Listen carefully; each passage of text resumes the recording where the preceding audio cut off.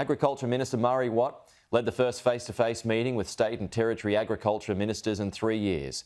The meeting resulted in a series of changes, including the decision to set a time frame on when caged eggs will no longer be produced. The production of battery-caged eggs will be phased out by 2036. Federal Agriculture Minister Murray Watt says the ministers have agreed to enforce new animal welfare standards for the poultry industry. But it's up to the state and territory leaders to determine the exact time frame as to how and when it will be phased out. It's not caged eggs altogether.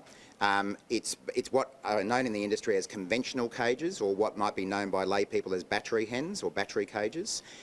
What these standards will allow for the continued use of cages in poultry farming and egg farming, but they won't be the kind of cages that we're all used to seeing on TV. The minister says it's worth noting only 30% of eggs in supermarkets are produced using conventional cages. So the market is moving and government is catching up.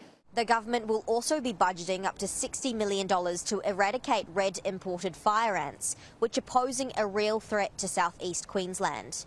A new proposal, to be led by Queensland, will fight the spread of fire ants beyond 2023. Most jurisdictions have now agreed to bring forward the funding that they had allocated for future years to this financial year. We expect to be spending up to $60 million just in this financial year to keep up the momentum on that fight. Despite the current cost of living concerns for Australians at the supermarket, the Agriculture Minister says changes to eggs won't cost consumers as much as predicted. We're not talking about $15 boxes of eggs. Those figures have no credibility, and the politicians who are out there sprouting them are just trying to scare people.